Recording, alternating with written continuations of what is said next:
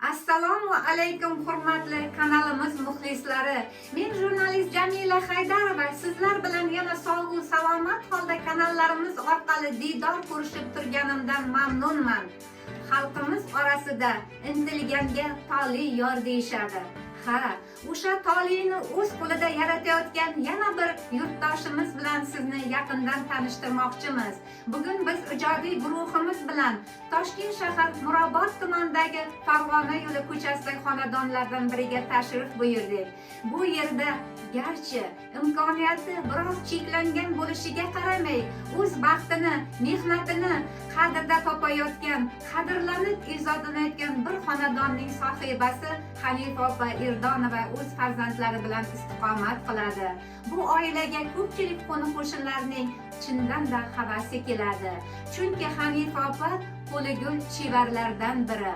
Qahramonimiz gullar shaydosi, gullar ekib gullarni parvarish qiladi. O'zining halol mehnati tufayli qadr topayotgan Hanifa opa turmush o'rtog'i bilan farzandlarini chet el oliygohlarida tahsil olishiga yo'l ochib bergan.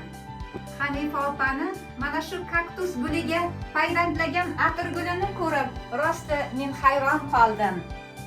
O'z kasbidan kamol topayotgan Hanifa opani suhbatga chorlar ekanmiz. Bu qo'ligul chevarning o'z mehnatidan kamol topayotganini, sir asrorlarini yaqindan bilib oldik. Assalomu alaykum. Assalomu alaykum.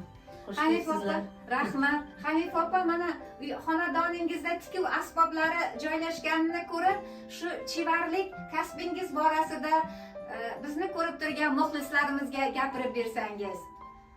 Assalomu alaykum. Avvalambor opamni muxlislari. Men mana shu tikuvchilik kasbiga yoshligimdan qiziqqanman.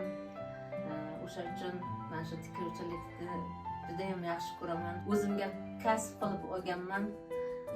Mana meni tikkan kiyimlarim bu ayniqsa ayollar, o'zbek ayollariga mos kiyadigan mavsumiy ko'ylak bo'ladi.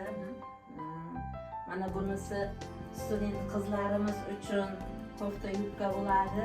Mana buni ayniqsa studentlarimiz rosa yozgi liboslari, bahorgi sezonda kiyadigan kiyimlari. Mana bu hozir hammasi zamonaviy bo'ldi.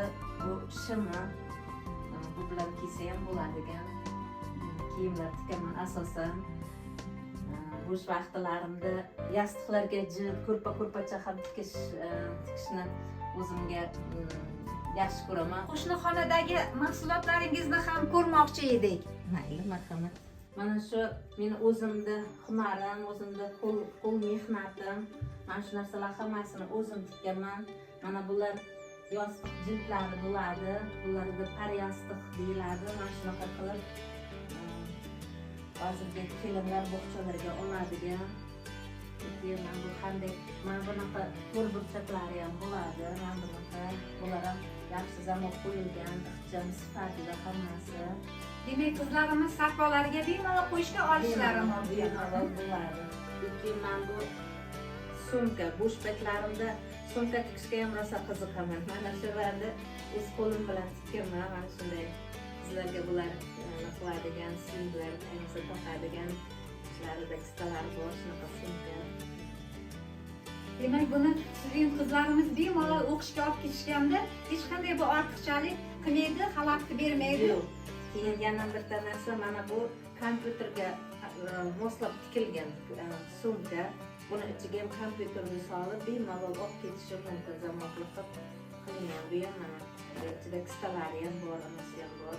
Mana shunaqa kompyuterlarni bemalol olib qizlar ko'tarib ketishi mumkin. Demak, cho'ntakli sumkalar bemalol boshqa anaqa yuklarimizni ham joylashtirish mumkin.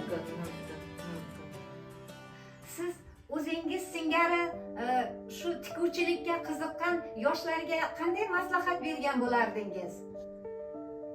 Meni maslahatim shu, o'zbek millatimizda tikuvchilik birinchi o'rinda keladi. Mana shu har bir qizlar bir xonadonga borsa, tikuvchilik birinchi o'rinda kerakli narsa. O'sha uchun hamma qizlarni o'qishi ham kerak, ammo o'qishdan ham oldin mana shu tikuvchilikni ham bir o'rganishini tavsiya qilgan bo'lardim. Demak, bu kasb hech qachon zarar qilmaydi. Biz qahramonimiz bilan xayrlashar ekan ekanmiz. Ilohim, siz tikkan bejirim kiyim kechaklarni, mana shunday yaxshi sumkalarni xaridorlari ko'paysin degimiz keldi. Rahmat.